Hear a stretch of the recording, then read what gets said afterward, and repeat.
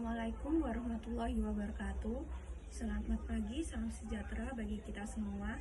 Yang terhormat, dosen pengampu bahasa Indonesia Ibu Riri Rengganis, dan yang saya banggakan teman-teman sekalian. Perkenalkan, nama saya Monika Intan Larasati dari kelas 2023B, Program Studi Ilmu Administrasi Negara, Fakultas Ilmu Sosial dan Hukum. Di sini saya akan menjelaskan proposal penelitian saya yang berjudul Pengaruh Keterbukaan Informasi Publik Terhadap Partisipasi Masyarakat dalam Pembangunan Desa Sukolego. Yang pertama yaitu latar belakang. Keterbukaan informasi sangat diperlukan dalam satu pemerintahan agar masyarakat dapat mengikuti perubahan dan perkembangan yang terjadi dari terwujudnya hubungan baik antara masyarakat dan pemerintahan. Informasi publik merupakan suatu informasi yang wajib disebarluaskan dan diumumkan karena untuk memperoleh informasi tersebut adalah hak setiap orang. Kebutuhan informasi merupakan suatu keharusan saat ini mengingat segala sesuatu harus dilakukan dengan tepat dan cepat. Keterbukaan informasi publik merupakan suatu hal yang sangat penting di dalam tata kelola pemerintahan saat ini. Menurut Putra A 2017-173-189, keterbukaan mengandung arti prosedur atau cara persyaratan satuan kerja, penjabat atau penjabat penanggung jawab pemberi pelayanan waktu, penyelesaian, rincian waktu, serta hal-hal yang berkaitan dengan proses pelayanan yang harus wajib diinformasikan secara transparan agar mudah diketahui dan dimengerti oleh masyarakat, baik diminta maupun tidak diminta. Rumusan masalah. Berdasarkan paparan latar belakang di atas, maka rumusan masalah dalam penelitian ini adalah sebagai berikut. 1. Apakah ada pengaruh partisipasi masyarakat terhadap pembangunan desa secara langsung di Desa Sukolego, Kecamatan Sukodono, Kabupaten Sidoarjo? Yang kedua yaitu bagaimana keterbukaan informasi publik terhadap partisipasi masyarakat dalam pembangunan Desa Sukolego. Tujuan penelitian. Berdasarkan rumusan masalah tersebut disusun tujuan penelitian sebagai berikut. 1. Untuk membuktikan pengaruh partisipasi masyarakat terhadap pembangunan desa secara langsung di Desa Sukolego, Kecamatan Sukodono, Kabupaten Sidoarjo. Yang kedua yaitu untuk mengetahui bagaimana pengaruh keterbukaan informasi publik terhadap partisipasi masyarakat dalam pembangunan Desa Sukolego, Kecamatan Sukodono, Kabupaten Sidoarjo. Manfaat penelitian.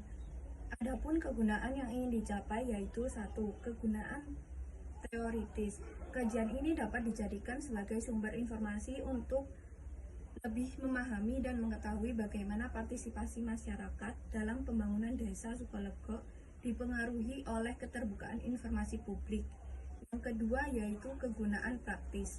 Penelitian ini bermanfaat umum maupun bagi mahasiswa karena dapat menambah tingkat pemahaman dan wawasan pembaca bila digabungkan dengan penelitian lain.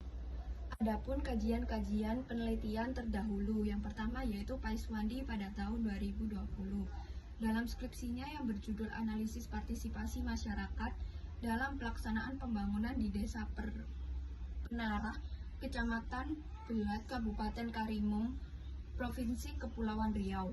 Partisipasi dalam pembangunan masyarakat Desa Penarah, Kecamatan Belat, Kabupaten Karimun masih sangat rendah. Rendahnya partisipasi masyarakat disebabkan adanya hambatan-hambatan yang dialami, yaitu kurangnya inisiatif dari pihak pemerintah desa untuk partisipasi dalam pembangunan masyarakat Desa Penarah, Kecamatan Belat, Kabupaten Karimun masih sangat rendah. Rendahnya partisipasi masyarakat disebabkan adanya hambatan-hambatan yang dialami, salah satunya yaitu kurangnya inisiatif dari pihak pemerintah desa untuk merangsang peningkatan partisipasi masyarakat dalam pembangunan desa, khususnya pada masyarakat Desa Penarah, Kecamatan Belat, Kabupaten Karimun. Yang kedua yaitu Wawan Setiawan pada tahun 2019. dalam skripsinya berjudul Partisipasi Masyarakat dalam Musyawarah Perencanaan Pembangunan Desa di Kampung Sungai Gondang, Kecamatan Kindes, Kabupaten Siak. Secara umum, partisipasi masyarakat dalam Musrenbak Desa Sungai Gondang tahun 2018 adalah rendah dengan karakteristik partisipasi masyarakat dalam kehadiran pada forum pelaksanaan Musrenbak rendah mencapai 20%. Partisipasi masyarakat dalam memberikan sumbangan pemikiran dalam musyawarah perencanaan pembangunan masih rendah, hambatan masyarakat untuk mengikuti kegiatan. Pengertian keterbukaan informasi publik. Keterbukaan informasi publik merupakan komponen penting dari pemerintahan yang demokratis dan efektif.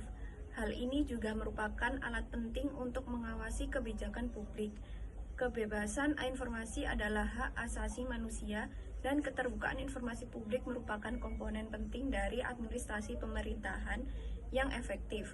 Menurut Arista 2015, keterbukaan informasi publik di setiap negara adalah meyakinkan bahwa lembaga publik akan lebih akuntabel dan kredibel dengan menyediakan informasi dan dokumen sesuai pemerintahan publik. Menurut Mujibur Rahman Suryadi dan Budi pada tahun 2019, peran pemerintahan sangat dibutuhkan agar tetap berusaha untuk terus menjamin keterbukaan informasi publik dengan melakukan kewajiban sesuai dengan UU Keterbukaan Informasi Publik. Pemerintah dan badan publik dalam upaya mendukung keterbukaan informasi publik untuk memastikan sistem yang transparan atau terbuka, pelaksanaan kebijakan yang terbuka dan akuntabel serta dapat diakses dengan efektif, cepat, tepat waktu, dengan biaya rendah dan dengan cara yang sederhana. Yang kedua yaitu faktor-faktor yang mempengaruhi partisipasi masyarakat. Dalam suatu kegiatan ada beberapa faktor yang mempengaruhi masyarakat untuk berpartisipasi dalam kegiatan tersebut. Sifat-sifat faktor tersebut dapat mendukung keberhasilan suatu program, namun dapat menghambat keberhasilan program, misalnya saja faktor usia, terbatasnya harta benda, pendidikan, pekerjaan, dan penghasilan. Seseorang akan berpartisipasi terhadap suatu yang mana dalam hal ini dikonotasikan sebagai suatu perwujudan perilaku seseorang terhadap suatu objek kegiatan. Menurut Dwiningrum pada tahun 2019, bahwa respon aktor baik langsung maupun tidak selalu didasarkan atas penilaian atau pemahaman setiap objek tindakan. Dalam prinsip partisipasi menurut Raharjo, terdapat 3 unsur penting yaitu kesadaran, kemampuan, dan kesempatan. Kesadaran adalah sumber motivasi, tapi motivasi itu perlu didukung dengan kemampuan. Dimaksud dengan kemampuan di sini adalah kemampuan berorganisasi, kemampuan memanajemen, dan kemampuan teknis. Yang ketiga yaitu tujuan pembangunan desa. Berdasarkan pasal 78 ayat 1 Undang-Undang Nomor 6 Tahun 2014, pembangunan desa bertujuan meningkatkan masyarakat desa dan kualitas hidup manusia serta penanggulangan kemiskinan melalui pemenuhan kebutuhan dasar, pembangunan sarana dan prasarana desa, pengembangan potensi ekonomi lokal, serta pemanfaatan sumber daya alam dan lingkungan secara berkelanjutan. Untuk mewujudkan tujuan tersebut lebih lanjut dibahas dalam pasal 78 ayat 2. Undang-Undang Nomor 6 Tahun 2014 meliputi tahap perencanaan, pelaksanaan, dan pengawasan sehingga dalam Undang-Undang Nomor 6 Tahun 2014 mempunyai 2 pendekatan yaitu desa membangun dan membangun desa.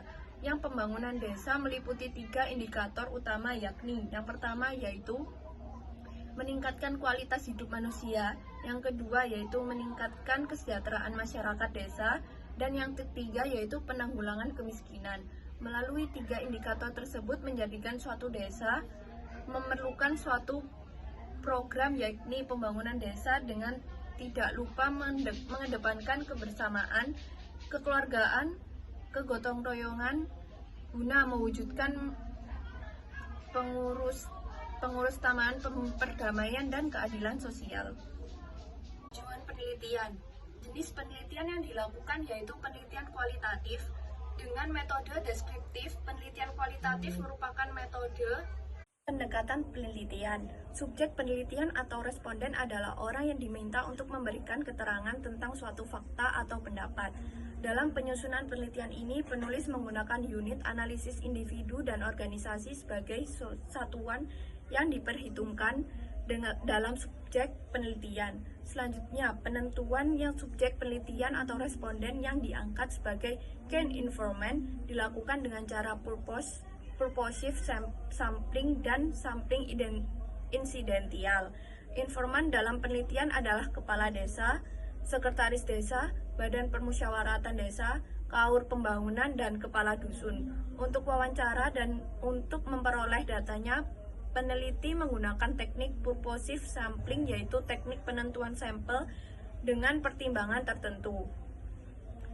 Menurut Ahmad 2015, pertimbangan tertentu ini misalnya orang tersebut dianggap paling mengetahui tentang apa yang peneliti harapkan. Sumber data. Yang pertama yaitu data primer. Data primer yaitu data yang diperoleh setelah melakukan penelitian di lapangan. Data primer diperoleh dari wawancara dengan narasumber baik individu maupun kelompok yang menjadi objek penelitian tersebut. Objek penelitian ini adalah informan di Desa Sukologo, Kecamatan Sukodono, Kabupaten Sidoarjo. Yang kedua yaitu data sekunder. Data sekunder adalah data yang diperoleh untuk melengkapi data primer yang didapat dan instansi yang bersangkutan, dalam mana data sekunder di sini diperoleh melalui catatan yang dimiliki oleh institusi seperti media internet serta berbagai literatur dan tinjauan pustaka yang relevan dan mendukung. Data sekunder peneliti yaitu peneliti mendapatkan informasi atau data dari kantor Desa Sukolego, Kecamatan Sukodono, Kabupaten Sidoarjo, dan juga memperoleh informasi melalui penelitian terdahulu. Terima kasih telah menyimak presentasi ini, semoga hari-harimu menyenangkan. Sekian, wassalamualaikum warahmatullahi wabarakatuh.